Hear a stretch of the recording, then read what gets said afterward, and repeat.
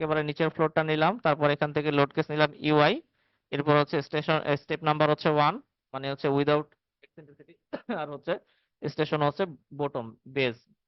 আচ্ছা, এখান থেকে আমরা মূলত এই যে শেয়ারের ভ্যালুটা নিব এখান থেকে।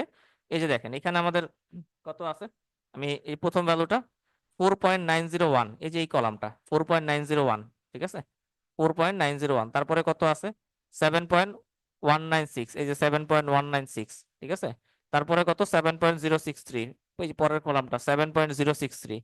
তাহলে এইটাই কিন্তু এই যে এখানে আমরা যেটা দেখতেছি ওই জিনিসটাই টেবিলে শো করতেছে। তাহলে এই টেবিলটাকে আমি জাস্ট এক্সেলে নিয়ে যাচ্ছি, এক্সেলে। তাহলে এখান থেকে file, export current table to Excel,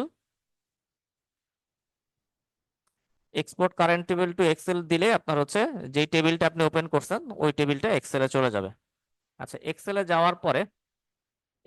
যাওয়ার পরে এখন এখান থেকে আমরা ইজিলি আমরা এই সামেশনটা করে ফেলতে পারবো, ঠিক আছে, আমাদের আর ম্যানুয়ালি সামেশন করা লাগবে না।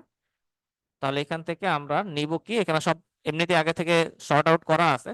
যদি শর্ট আউট করা না থাকে সেক্ষেত্রে আপনি এখানে শর্টিং ব্যবহার করে ফিল্টার ব্যবহার করে শর্টিং করতে পারেন।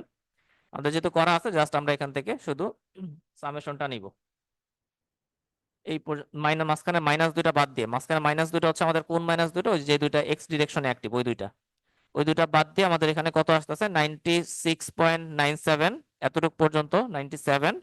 আর এর নিচে আছে কত, এখানে আছে 82, তাহলে 97 আর 82, 97 প্লাস 82, তাহলে আমাদের এখানে আসতেছে 179।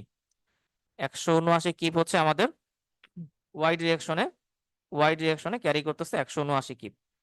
তাহলে ওয়াই ডিরেকশনে 179,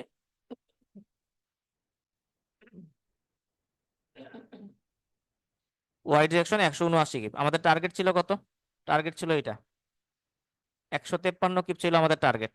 আর ওয়াই ডিরেকশনে আমাদের আসছে কত 179, তার মানে কত পার্সেন্ট আসছে এখানে আমরা একটু চেক করি।